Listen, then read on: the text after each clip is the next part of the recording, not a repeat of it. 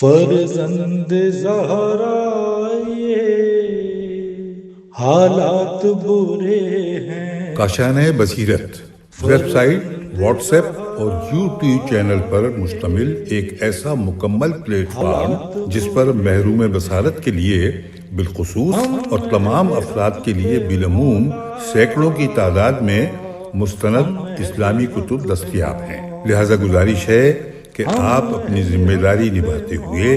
کاشانۂ بصیرت کی web site کو وزٹ، واٹس ایپ چینل کو فالو اور یوٹیوب چینل کو سبسکرائب کرنے کے ساتھ ساتھ بیل آئیکن کو پریس کیجئے تاکہ آپ علم کے حصول کے ساتھ ساتھ مذہب اہل بیت کی اشاعت میں بھی اہم کردار ادا کرتے رہیں۔ کاشانۂ بصیرت۔ حالات برے ہیں۔ بسم اللہ الرحمن الرحیم۔ السلام علیکم سامعین، کاشانۂ بصیرت کے اس پلیٹ فارم پر میں سیمی زوار اور آپ تمام سامعین ہم سب مل کر جس کتاب کو پڑھ رہے ہیں اس کا نام ہے مقتل شیخ صدوق رحمہ اللہ، جو کہ معصومین علیہ السلام کی نگاہ میں واقعہ کربلا پر ایک مکمل کتاب کہی جاتی ہے۔ اس کتاب کو پڑھتے ہوئے ہم ریڈنگ کے پارٹ نمبر 10 پر پہنچ گئے ہیں۔ کتاب کے صفحہ 201 سے ریڈنگ کا ہم آغاز کریں گے۔ یوں سمجھ لیجئے کہ ہم نے آدھی کتاب مکمل کر لی ہے۔ اللہ کے فضل سے اس کو ہم تیزی سے آگے کی طرف لے کے جا رہے ہیں، دعاؤں میں یاد رکھیے گا۔ آئیے اب ہم اس چوتھی فصل میں، جو کہ ہم اس نشست میں آغاز کرنے جا رہے ہیں، آپ کو یاد ہوگا ہم نے تیسری فصل پچھلی نشست میں مکمل کر لی تھی۔ چوتھی فصل میں جو ہیڈنگ ہے وہ ہے حضرت امام حسین علیہ السلام کی شہادت۔ آئیے اس حوالے سے جو کچھ تفصیلات ہیں وہ مل کر ہم پڑھتے ہیں اور تاریخ کے آئینے کے جھروکوں میں جھانکتے ہیں۔ یہاں پر سب سے پہلے حضرت امام حسین کی شہادت کے حوالے سے ایک شعر لکھا ہے کہ یہ کہہ کے ڈوب گیا آفتاب عاشورا، یہ کہہ کے ڈوب گیا آفتاب عاشورا، رہے حسین کی تا حشر روشنی باقی بے شک۔ اور اس کے بعد ہیڈنگ ہے موت کی وضاحت اور اس کی تفصیلات ہم پڑھتے ہیں۔ اس سے پہلے میں آپ کو حوالہ جات بتا دوں، کتاب معانی الاخبار شیخ صدوق صفحہ 288 اور 289 لکھا ہے کہ جب حضرت امام سجاد علیہ السلام فرماتے ہیں کہ جب حسین بن علی بن ابی طالب علیہ السلام پر کام سخت اور دشوار ہو گیا، وہ لوگ جو ان کے ہمراہ تھے اور انہوں نے ان کی طرف دیکھا تو انہیں اپنی حالت کے برخلاف پایا کہ جب بھی ان پر کوئی مشکل آن پڑتی تو ان کے رخساروں کا رنگ دگرگوں ہو جاتا، ان کے بدن لرزنے لگتے اور دل میں خوف پیدا ہو جاتا تھا۔ لیکن امام حسین علیہ السلام اور ان کے بعض مخلص اصحاب یوں تھے کہ ان کے چہرے کا رنگ درخشاں، ان کے اعضائے بدن میں قرار اور جان و روح میں سکون تھا، اور وہ ایک دوسرے سے کہتے تھے کہ انہیں دیکھیں، وہ موت سے بالکل خوف زدہ نہیں ہیں۔ تو امام حسین علیہ السلام نے ان سے فرمایا کہ اے نجیب زادو، صبر کرو، صرف موت ہی ایسا پل ہے جو آپ لوگوں کو غموں اور مشکلات سے نجات دے گا اور وسیع و عریض جنتوں اور ان کے دائمی نعمت تک پہنچائے گا۔ تم میں سے کون نہیں چاہتا ہے کہ زندان سے نکل کر محل میں آئے؟ حالانکہ موت تمہارے دشمن کے لیے یوں ہے کہ جسے محل سے نکال کر زندان اور عذاب میں لے جائے۔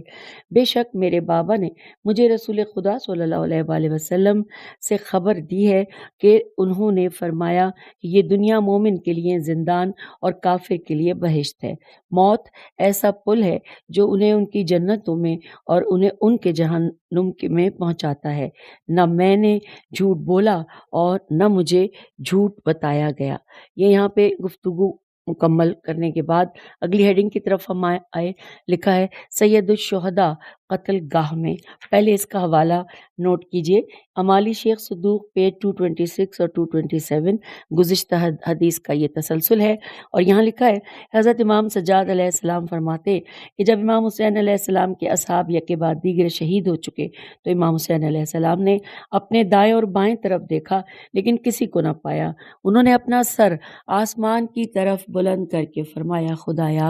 خدایا تو دیکھ رہا ہے کہ وہ لوگ فرزند پیغمبر صلی اللہ علیہ وآلہ وسلم کے ساتھ کیا کر رہے ہیں۔ بنی کلاب پانی اور ان کے درمیان حائل ہو گئے ہیں، تیر مارا گیا جو ان کی گردن میں لگا۔ وہ گھوڑے سے گرے، بس انہوں نے تیر نکالا اور دور پھینک دیا۔ اپنی ہتھیلی خون کے نیچے کی، جب وہ خون سے بھر گئی تو اس سے اپنے سر اور ریش مبارک کو رنگین کیا اور فرمایا میں اللہ سے ملاقات کروں گا حالانکہ میں مظلوم اور اپنے خون میں ڈوبا ہوا ہوں۔ پھر وہ اپنے دائیں رخسار کے بل خاک پر گرے۔ اہل شام میں دشمن خدا سنان بن انس ایادی، دوبارہ سے پڑھتے ہیں، دشمن خدا سنان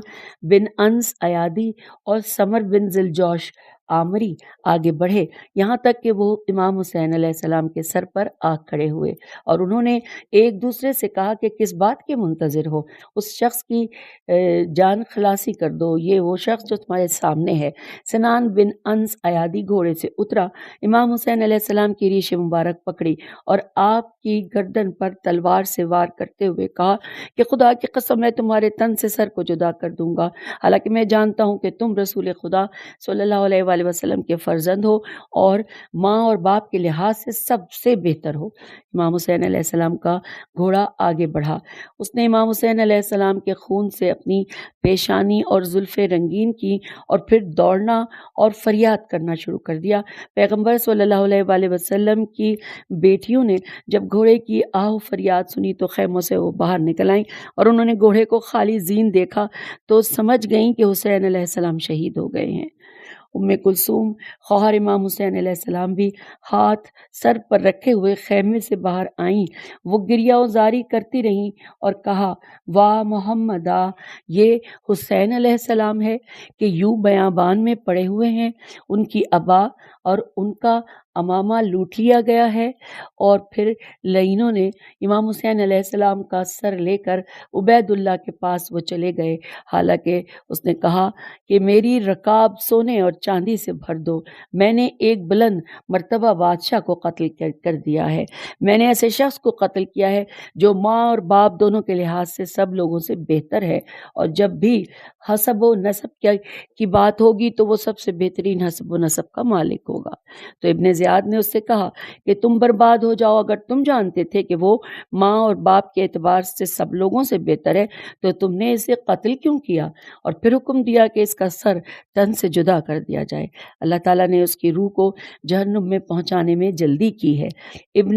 زیاد نے کلثوم بنت حسین خواہر امام حسین علیہ السلام کی طرف قاصد بھیجا اور ان سے کہا حمد ہے اس خدا کی کہ جس نے تمہارے مردوں کو قتل کیا، خدا نے جو کچھ تمہارے ساتھ کیا ہے اسے تم نے کیسے پایا؟ تو جناب کلثوم نے کہا اے ابن زیاد، اگر تیری آنکھیں حسین کو قتل کرنے سے روشن ہوئی ہیں تو جان لے کہ ان کے جد بزرگوار رسول خدا صلی اللہ علیہ وآلہ وسلم کی آنکھیں ان کے وجود سے روشن ہوتی تھی کہ وہ ہمیشہ انہیں بوسہ دیتے تھے، اپنے ہونٹ ان کے ہونٹوں پر رکھتے اور انہیں اپنے کاندھوں پر سوار کرتے۔ اے ابن زیاد، ان کے جد بزرگوار کے لیے جواب تیار کرو کہ کل کو وہ تمہارے دشمن ہوں گے۔ اب اگلی ہیڈنگ آئی ہے امام حسین علیہ السلام کے جسم اطہر پر زخموں کی تعداد، اور اس کا حوالہ ہے امالی شیخ صدوق صفحہ 228۔ لکھا ہے حضرت امام باقر علیہ السلام سے منقول ہے کہ امام حسین علیہ السلام قتل ہوئے اور ان کے جسم مبارک پر تیروں، تلواروں اور نیزوں کے 320 اور کچھ اور زخم تھے۔ روایت ہے کہ تمام کے تمام زخم بدن کے اگلے حصے پر تھے کہ انہوں نے ہرگز دشمن کی طرف پیٹ نہیں کی ہے۔ اور آگے پڑھتے ہیں، اگلی ہیڈنگ ہے امام حسین علیہ السلام کی انگشتری کا نقش، اور اس میں لکھا ہے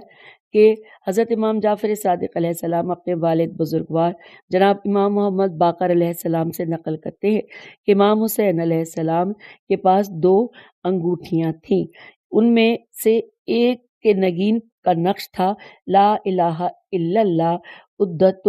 للقائل تھا، اور پھر دوسرے پہ بریکٹ میں لکھا ہے لا الہ الا اللہ خدا سے ملاقات کے لیے ذخیرہ ہے، اور دوسرے نگین کا نقش ان اللہ بالغ امرہ تھا، ایک بے شک خدا اس کے کام کو پہنچتا ہے۔ پھر لکھا ہے کہ امام سجاد کے نگین کا نقش تھا خزیہ و شقیہ،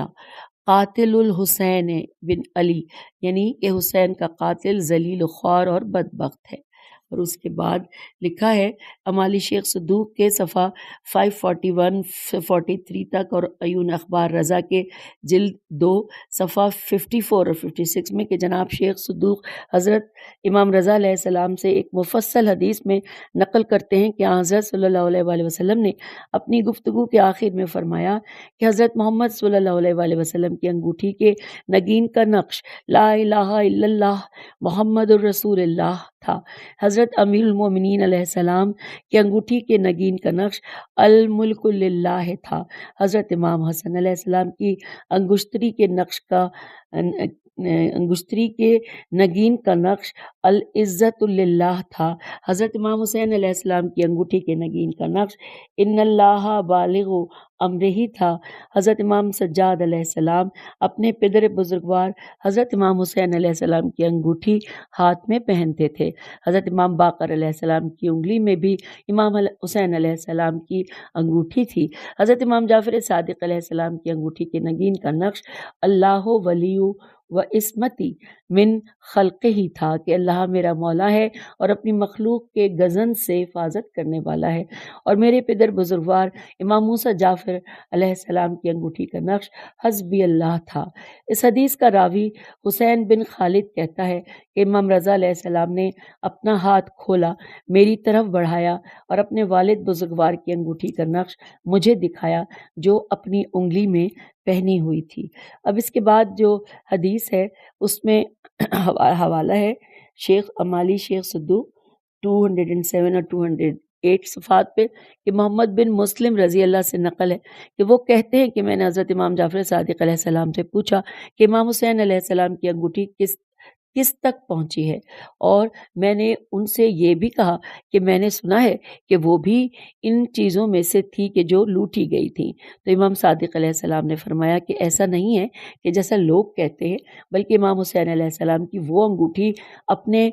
بیٹے امام سجاد علیہ السلام کے انہوں نے سپرد کی تھی، خود ان کی انگلی میں پہنائی تھی اور اپنے کام تمام ان کو سونپے تھے، بالکل اسی طرح کہ جس طرح سے رسول خدا صلی اللہ علیہ وآلہ وسلم نے امیر المومنین علیہ السلام کے حوالے کیے تھے۔ امیر المومنین نے امام حسن اور پھر امام حسن علیہ السلام نے امام حسین علیہ السلام کے سپرد کیے تھے۔ پھر وہ انگوٹھی میرے والد کے والد یعنی میرے دادا امام سجاد علیہ السلام اور ان کے بعد مجھ تک پہنچی ہے، اب وہ میرے پاس موجود ہے۔ میں اسے ہر جمعے کو اپنی انگلی میں پہنتا ہوں اور اس کے ساتھ نماز پڑھتا ہوں۔ محمد بن مسلم رضی اللہ کہتے ہیں کہ میں ایک جمعے ان کی خدمت میں حاضر ہوا تو وہ نماز میں مشغول تھے۔ جب نماز سے فارغ ہوئے تو اپنا ہاتھ میری طرف بڑھایا، میں نے ان کی انگلی میں انگوٹھی دیکھی کہ جس کے نگین کا نقش یوں تھا کہ لا الہ الا اللہ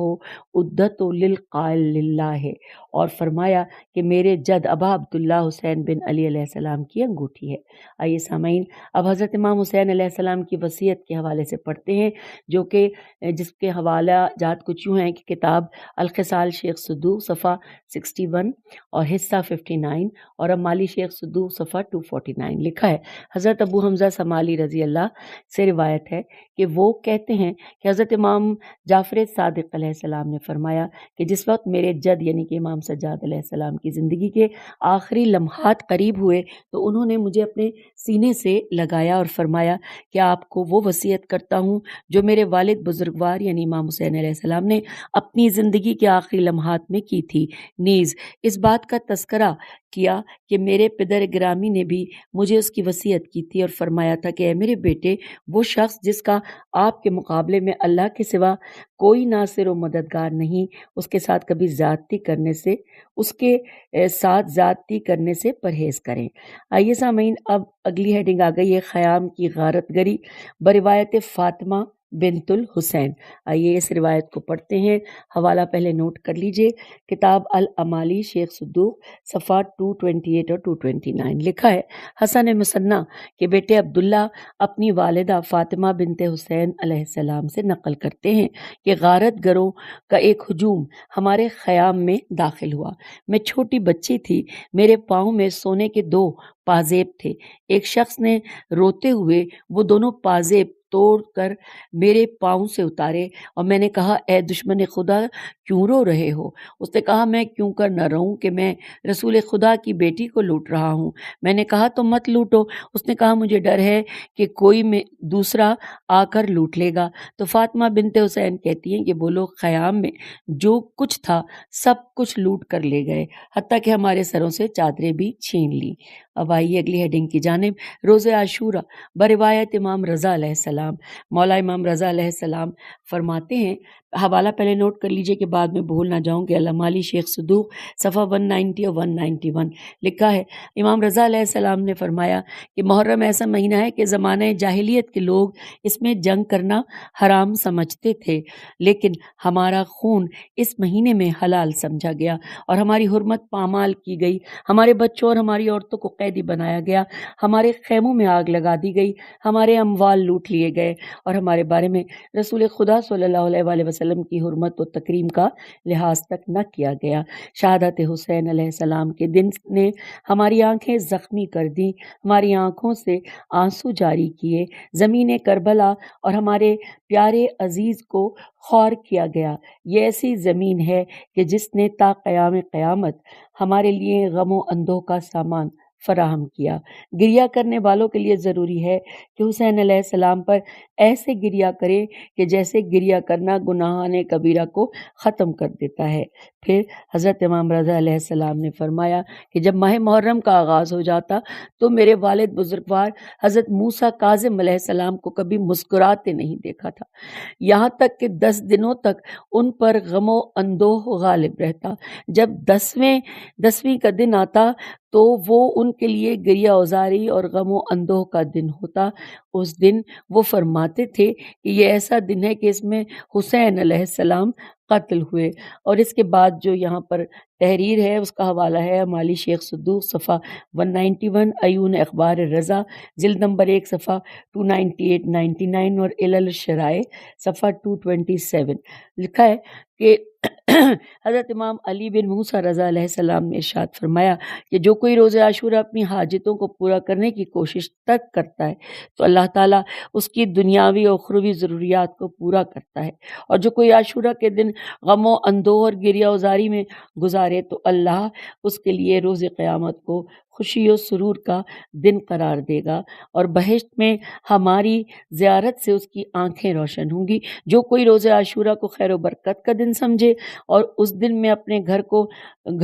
کوئی چیز ذخیرہ کرے تو جو کچھ اس نے ذخیرہ کیا ہے اس میں خیر و برکت نہیں ہوگی، اور روز قیامت یزید ابن زیاد اور عمر سعد ان پر لعنت ہو، اور وہ ان کے ہمراہ دوزخ کے سب سے نچلے طبقے میں ہوگا۔ اور اس کے بعد اب جو یہاں پر ذکر ہے ہم اس کو مل کر پڑھتے ہیں۔ یہاں پہ سورہ آل عمران کی آیت 38 اور 39 لکھی ہیں۔ آئیے اس کا ترجمہ پڑھتے ہیں، اگلے صفحے پر چلتے ہیں۔ یہاں لکھا ہے، یعنی کہ ہم پیج نمبر 218 پر پہنچ گئے ہیں، اور یہ جو حوالہ جات ہیں یہ پہلے حوالہ بھی ساتھ نوٹ کر لیجئے، کتاب امالی شیخ صدوق 192-193 اور عیون اخبار رضا شیخ صدوق جلد نمبر 1 صفحہ 299 اور 300۔ تو پورا ہی تفصیل سے پڑھتے ہیں، اور اسی میں سورہ آل عمران کے وہ کا ترجمہ بھی آ جائے گا کہ ریان بن شبیب کہتے ہیں کہ میں یکم محرم کو امام رضا علیہ السلام کی خدمت میں حاضر ہوا۔ انہوں نے فرمایا اے ابن شبیب کیا روزے سے ہو؟ میں نے عرض کیا نہیں۔ آپ نے فرمایا آج وہی دن ہے کہ جس میں حضرت زکریا علیہ السلام نے اپنے پروردگار کو پکارا اور کہا پروردگار عالم اپنے لطف و کرم سے مجھے پاکیزہ اولاد عطا فرما کہ تو ہر ایک کی دعا سننے والا ہے۔ یہ سورہ آل عمران کی آیت 38۔ کیا دوبارہ پڑھتے ہیں کہ آپ نے فرمایا کہ آج وہی دن ہے کہ جس میں حضرت زکریا علیہ السلام نے اپنے پروردگار سے کہا تھا، کیا کہا تھا؟ یہ سورہ آل عمران کی آیت 38 کا ترجمہ کہ پروردگار اپنے لطف و کرم سے مجھے پاکیزہ اولاد عطا فرما کہ تو ہر ایک کی دعا سننے والا ہے۔ پھر لکھا ہے اللہ تعالیٰ نے ان کی دعا قبول کی اور فرشتوں کو حکم دیا، فرشتوں نے انہیں آواز دی حالانکہ وہ محراب عبادت میں کھڑے نماز میں مشغول تھے، اور فرشتوں نے کہا اللہ آپ کو یحییٰ کی ولادت کی خوشخبری دیتا ہے۔ یہ سورہ آل عمران کی آیت 39 کا حصہ ترجمہ۔ جو کوئی اس دن میں روزہ رکھے پھر اللہ سے دعا کرے تو اللہ اسے قبول کرتا ہے، جس طرح سے جناب زکریا کی دعا قبول ہوئی۔ اور پھر فرمایا کہ اے ابن شبیب، محرم ایسا مہینہ ہے کہ زمانہ جاہلیت میں لوگ اس کے احترام میں جنگ و جدال اور ظلم و ستم جائز نہیں سمجھتے تھے، لیکن اس امت نے نہ تو اس مہینے کی حرمت کا لحاظ کیا اور نہ ہی اپنے پیغمبر کی حرمت کا خیال رکھا ہے۔ ان لوگوں نے اس مہینے میں اولاد پیغمبر کو قتل کیا، ان کی عورتوں کو قیدی بنایا اور ان کے مال و اسباب لوٹ لیے، پس اللہ تعالیٰ ان کا یہ گناہ ہرگز معاف نہ کرے۔ اے ابن شبیب، اگر تم کسی پر گریہ کرنا چاہتے ہو تو حسین بن علی علیہ السلام بن ابی طالب علیہ السلام پر گریہ کرو کہ انہیں ایسے ذبح کیا گیا جیسے گوسفند کو ذبح کیا جاتا ہے، اور ان کے ساتھ ان کے خاندان کے 18 ایسے افراد قتل کیے گئے جن کی مانند زمین پر کوئی نہ تھا۔ ان کی شہادت پر ساتوں آسمان اور زمینیں روئیں، 4000 فرشتے ان کی مدد کو زمین پر اترے تو انہیں مقتول پایا۔ وہ حیران و پریشان ان کی قبر کے پاس کھڑے ہیں تاکہ حضرت قائم امام مہدی علیہ السلام قیام کریں اور ان کے انصار میں سے ہوں، اور ان کا نعرہ یا لسارت الحسین ہے، اور اے ابن شبیب، میرے پدر گرامی نے اپنے پدر گرامی سے اور انہوں نے اپنے جد سے مجھے خبر دی ہے کہ جب میرے جد حسین علیہ السلام قتل ہوئے تو آسمان سے خون اور سرخ مٹی کی بارش برسائی گئی۔ اے ابن شبیب، اگر تم حسین پر گریہ کرو یہاں تک کہ تمہاری آنکھوں کے اشک تمہارے رخسار پر جاری ہو جائیں تو اللہ تعالیٰ تمہارے گناہ معاف کر دے گا، خواہ وہ صغیرہ ہو یا کبیرہ، خواہ کم ہو یا زیادہ۔ اے ابن شبیب، اگر چاہتے ہو کہ خدا کی بارگاہ میں ایسی حالت میں حاضر ہو کہ تمہارا کوئی گناہ نہ ہو تو حسین علیہ السلام کی زیارت کرو۔ اے ابن شبیب، اگر تم دوست رکھتے ہو کہ پیغمبر اور ان کی آل کے ہمراہ بہشت کے بلند ترین حجروں میں سکونت اختیار کرو تو امام حسین علیہ السلام کے قاتلوں پر لعنت بھیجو۔ اے ابن شبیب، اگر پسند کرتے ہو کہ اجر و ثواب میں ان افراد کے مانند ہو کہ جو امام حسین علیہ السلام کے ساتھ شہید ہوئے ہیں تو جب بھی امام حسین علیہ السلام کو یاد کرو تو کہو کاش میں بھی ان کے ساتھ ہوتا تاکہ عظیم ترین کامیابی یعنی شہادت تک پہنچ جاتا۔ اے ابن شبیب، اگر تم چاہتے ہو کہ بہشت کے بلند ترین درجات میں ہمارے ساتھ ہو تو ہمارے غم میں غمگین ہو اور ہماری خوشی میں خوش ہوں تو تمہیں ہماری دوستی مبارک ہو۔ اگر کوئی شخص پتھر کو دوست رکھتا ہے تو اللہ تعالیٰ اسے روز قیامت اسی کے ساتھ محشور کرے گا۔ اور اب آئیے سامعین، ہم سب مل کر پڑھتے ہیں۔ ہیڈنگ ہے روز عاشوراء، غم و عزا کا دن۔ اس کی تفصیلات پہلے ہم نوٹ کر لیتے ہیں۔ حوالہ اور وہ ہے کتاب علل الشرائع، مطلب ایک یہ بھی دیا ہوا ہے علل الشرائع شیخ صدوق، صفحہ 225 سے 227 تک۔ ابھی تک یہی چیز نظر کے سامنے آئی ہے، اگر کوئی مزید حوالہ آیا تو بتائیں گے۔ عبداللہ بن فضل ہاشمی کہتے ہیں میں نے حضرت امام جعفر صادق علیہ السلام کی خدمت میں عرض کیا کہ اے فرزند رسول، روز عاشوراء کیسے مصیبت، غم اور آہ و بکا کا دن قرار پایا، جبکہ رسول خدا کی رحلت کا دن، جناب فاطمہ کی شہادت کا روز، امیر المومنین کی شہادت کا دن اور امام حسن علیہ السلام کو زہر سے شہید کرنے کا دن ایسا نہیں قرار پایا؟ تو انہوں نے فرمایا کہ امام حسین علیہ السلام کی شہادت کا دن مصیبت کے اعتبار سے تمام دنوں سے عظیم تر دردناک ہے، کیونکہ اصحاب قصہ جو کہ خدا کی بہترین مخلوق ہیں پنجتن ہیں، اور جس وقت رسول خدا صلی اللہ علیہ وآلہ وسلم ان کے درمیان میں سے چلے گئے تو امیر المومنین علی علیہ السلام، فاطمہ سلام اللہ علیہا اور امام حسن علیہ السلام اور حسین علیہ السلام موجود تھے کہ جو لوگوں کے لیے صبر و شکیبائی اور تسلی خاطر کا باعث بنے۔ جب فاطمہ سلام اللہ علیہا دنیا سے رخصت ہوئی تو پھر امیر المومنین امام حسن اور حسین علیہ السلام موجود تھے تاکہ لوگوں کے لیے صبر اور تسلی کا سبب بنے، اور جس وقت امیر المومنین علی علیہ السلام ان کے درمیان تھے جو ان کے لیے صبر اور تسلی خاطر کا موجب بنے۔ لیکن جب امام حسن علیہ السلام شہید ہوئے تو پھر لوگوں کی تسلی کی خاطر اور صبر و شکیبائی کے لیے امام حسین علیہ السلام ان میں موجود تھے۔ لیکن جب امام حسین علیہ السلام شہید ہوئے تو پھر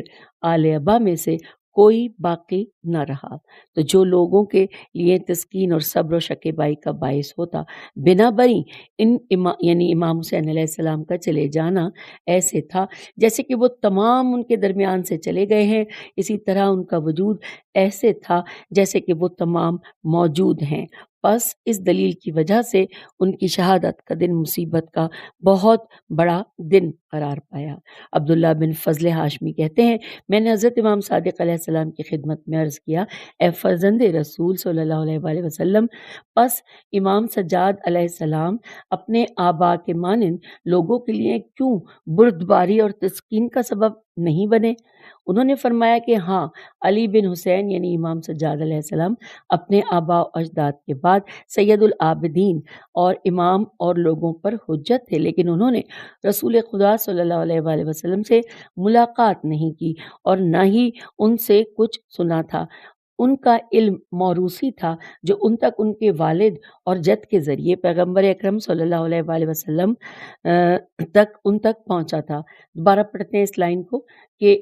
نہ ہی ان سے کچھ سنا تھا، ان کا علم موروثی تھا جو ان تک ان کے والد اور جد کے ذریعے پیغمبر اکرم صلی اللہ علیہ وآلہ وسلم سے ان تک پہنچا تھا، لیکن امیر المومنین علیہ السلام، فاطمہ سلام اللہ علیہا، حسنین کریمین کو لوگوں نے مختلف حالات و واقعات اور اوقات میں مسلسل رسول خدا کے ساتھ دیکھا تھا۔ لوگوں کی صورتحال یہ تھی کہ جب بھی ان آل ابا میں سے کسی ایک پر ان کی نگاہ پڑتی تو ان کا رسول خدا سے رابطہ، حضرت صلی اللہ علیہ وسلم کی ان کے بارے میں گفتگو یاد آ جاتی کہ جب وہ دنیا سے رحلت فرما گئے تو لوگ اللہ کے نزدیک محترم ترین فرد کی زیارت کرنے سے ہاتھ دھو بیٹھے۔ ان سے امام حسین علیہ السلام کی رحلت کے سوا کسی کی بھی رحلت پر تمام کے فقدان کا سامان کرنا پڑا تھا، اور یہاں پہ ساتھ ہی لکھا ہے یہ کرنا پڑا تھا کہ وہ امام حسین علیہ السلام یعنی کہ امام حسین علیہ السلام تمام کے بعد دنیا سے گئے، اور اسی وجہ سے ان کا روز شہادت دکھ اور مصیبت کا عظیم ترین دن قرار پایا۔ عبداللہ بن ہاشمی کہتے ہیں، میں نے ان کی خدمت میں عرض کیا کہ یبن رسول اللہ، پس ایسا کیوں ہے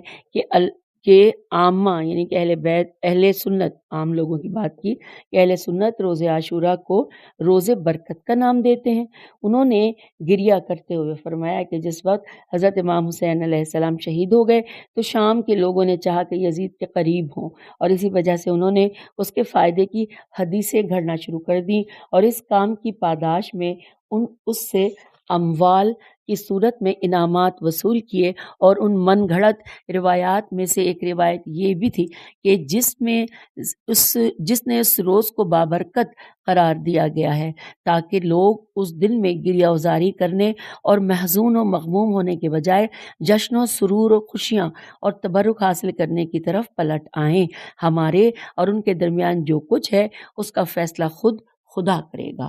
راوی کہتے ہیں، حضرت امام صادق علیہ السلام نے مزید فرمایا، اے چچا زاد، اس سے اسلام اور مسلمانوں کو ان باتوں سے کہیں کم تر نقصان ہے کہ جو ہماری دوستی کا دم بھرنے والوں، ہماری محبت کو دین سمجھنے والوں اور ہماری امامت کا عقیدہ رکھنے والوں نے اپنی طرف سے گھڑ رکھی ہیں۔ وہ لوگ خیال کرتے ہیں کہ امام حسین علیہ السلام قتل نہیں ہوئے، بلکہ ان کا کام حضرت عیسیٰ علیہ السلام کی طرح لوگوں پر مشتبہ ہوا ہے۔ ان لوگوں کے خیال کے مطابق اگر ایسا ہے تو پھر بنی امیہ پر لعنت و ملامت اور سرزنش کا کوئی مورد نہیں بچتا۔ اے میرے چچا زاد، جو کوئی بھی یہ خیال کرتا ہے کہ امام حسین علیہ السلام شہید نہیں ہوتے ہیں، اس نے رسول خدا صلی اللہ علیہ وآلہ وسلم، علی مرتضیٰ اور ان کے بعد آنے والے تمام ائمہ کی جنہوں نے ان کی شہادت کی خبر دی ہے، ان کی طرف جھوٹ کی نسبت دی ہے اور خداوند متعال سے کفر کیا ہے۔ جو شخص بھی ان لوگوں سے ایسی بات سنے اس پر ان کا خون بہانا مباح ہے۔ عبداللہ بن فضیل کہتے ہیں کہ میں نے ان کی خدمت میں عرض کیا، یبن رسول اللہ، آپ اپنے شیعوں کے اس گروہ کے بارے میں کیا فرماتے ہیں کہ جو اس بات کے قائل ہیں؟ تو انہوں نے فرمایا کہ وہ ہمارے پیروکار نہیں ہیں، ہم ان سے بیزار ہیں۔ پھر فرمایا کہ خدا غالیوں اور مفوزین پر لعنت کرے کہ جنہوں نے واجبات کو ادا نہ کرنے اور حقوق کو ادا نہ کرنے کے لیے خدا کی نافرمانی کو حقیر سمجھا، خدا کا انکار کیا، شرک کا ارتکاب کیا، گمراہ ہوئے اور دوسروں کو گمراہ کیا۔ تو یوں سامعین یہاں پر ہم نے اس ٹاپک کو مکمل کیا، اور اس کے بعد اگلا ٹاپک ہے کہ خدا کی قسم امام حسین قتل ہوئے ہیں۔ آئیے اس کی تفصیلات جانتے ہیں۔ اس کا حوالہ نوٹ کیجئے، یہ ہے عیون اخبار رضا، جلد نمبر 2 صفحہ 203 یا 204، اور تفصیلات اس کی یوں ہیں کہ ابا سلط حروی کہتے ہیں کہ میں نے حضرت امام رضا علیہ السلام کی خدمت میں عرض کیا، اے فرزند رسول، کوفے کے گرد و نواح میں کچھ لوگ آباد ہیں کہ جو یہ گمان کرتے ہیں کہ رسول خدا صلی اللہ علیہ وآلہ وسلم کو نماز میں سہو نہیں ہوتا، سین ہے واو سہو نہیں ہوتا۔ انہوں نے فرمایا وہ جھوٹ کہتے ہیں، ان پر خدا کی نفرین ہو، وہ جسے سہو لاحق نہیں ہوتا، وہ ایسا خدا ہے کہ اس کے علاوہ کوئی اور خدا نہیں ہے۔ ابا سلط کہتے ہیں میں نے عرض کیا، اے فرزند رسول خدا صلی اللہ علیہ وآلہ وسلم، ان لوگوں میں سے کچھ لوگ ایسے بھی ہیں جو یہ خیال کرتے ہیں کہ امام حسین علیہ السلام قتل نہیں ہوئے، بلکہ ان کی جگہ پر حنظلہ بن شاملی کو پکڑ لیا گیا جو قیافہ شکل میں ان کے مشابہ تھا، اور انہیں آسمان کی طرف اٹھا لیا گیا ہے جیسا کہ حضرت عیسیٰ علیہ السلام کو لے جایا گیا تھا۔ اور وہ لوگ قرآن کی اس آیہ کریمہ کہ جس کا ترجمہ ہے کہ اور خدا کفار کے لیے صاحب ایمان کے خلاف کوئی راہ نہیں دے سکتا، یہ پوری لائن جو ہے یہ انورٹڈ کاما میں لکھی ہے، تو لکھا ہے کہ وہ لوگ قرآن کی اس آیہ کریمہ جس کا بھی ہم نے ترجمہ پڑھا اس سے استدلال کرتے ہیں۔ تو حضرت امام رضا علیہ السلام نے فرمایا کہ وہ جھوٹ کہتے ہیں، ان پر اللہ کا غضب اور اس کی لعنت ہو، اور وہ اس انکار سے رسول خدا صلی اللہ علیہ وآلہ وسلم کی تکذیب کرتے ہیں کہ انہوں نے خبر دی کہ امام حسین علیہ السلام عنقریب قتل ہوں گے۔ خدا کی قسم امام حسین علیہ السلام قتل ہوئے، یا امیر المومنین اور امام حسن اور جو اس حسین علیہ السلام سے بہتر تھے وہ بھی قتل ہوئے، ہم تمام قتل ہوں گے۔ خدا کی قسم میں اس شخص کے زہر سے قتل ہوا کہ جو مخفی طور پر میرے قتل کے درپے ہے، میں یہ سب کچھ اس عہد محود کی بنا پر جانتا ہوں کہ جو رسول خدا صلی اللہ علیہ وآلہ وسلم سے تھا، میں جانتا ہوں کہ انہیں بھی رب العالمین کی طرف سے جبرائیل علیہ السلام نے خبر دی تھی، لیکن یہ آیت جو ہے یعنی انورٹڈ کاما میں کہ خدا کفار کے لیے صاحب ایمان کے خلاف کوئی راہ نہیں دے سکتا، یہی جو ابھی اس سے پہلے بھی پڑھی تھی، تو یہ کہنا چاہتی ہے کہ اللہ تعالیٰ نے کافر کو مومن کے لیے ہرگز دلیل و برہان قرار نہیں دیا، ورنہ اللہ تعالیٰ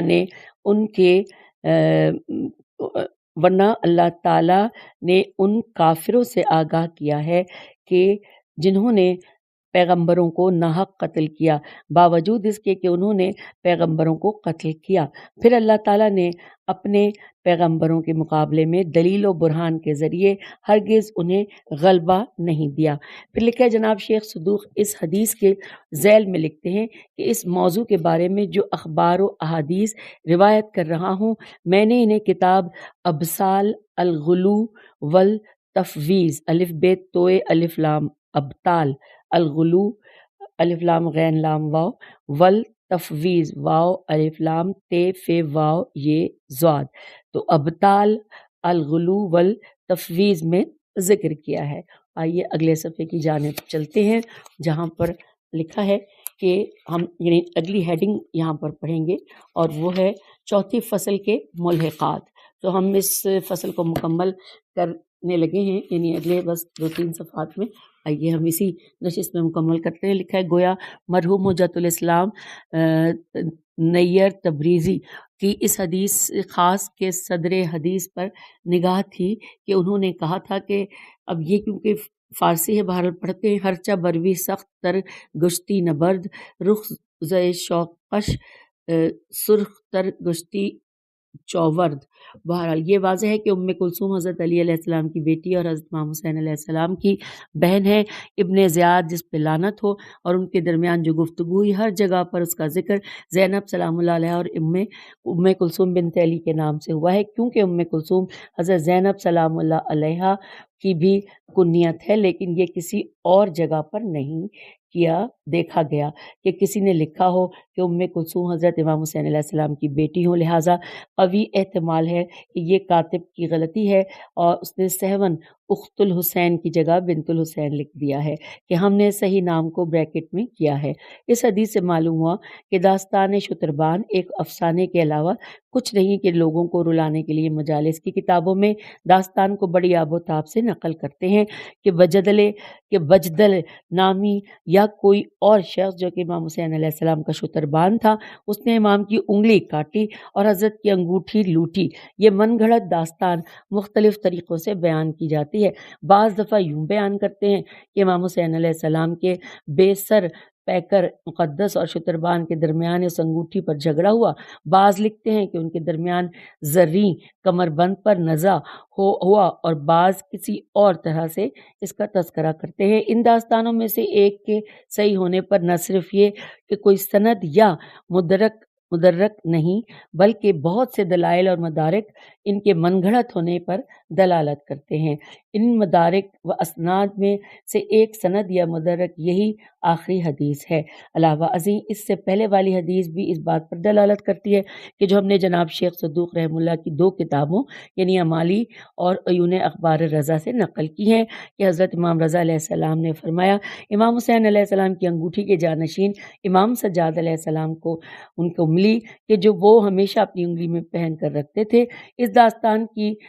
کے رد پر واضح ترین آخری حدیث ہے کہ جیسے محمد بن مسلم رضی اللہ نے حضرت امام صادق سے نقل کیا ہے، محمد بن مسلم ایسی شخصیت ہیں کہ ماہرین علم رجال اور راویوں کے بارے میں تحقیق کرنے والے شیعہ محققین نے ان کی بہت زیادہ تعریف کی ہے۔ وہ ان 4 میں سے پہلے ہیں کہ جن کی اوقاد الارض اور علام الدین کے عنوانات سے تعریف ہوئی ہے، اور ان کے بارے میں لکھتے ہیں کہ وکانا من اوثق الناس سے کہ وہ لوگوں میں سے سب سے بابسوخ شخص ہیں۔ حوالہ قاموس الرجال محقق شاستری جلد 9 صفحہ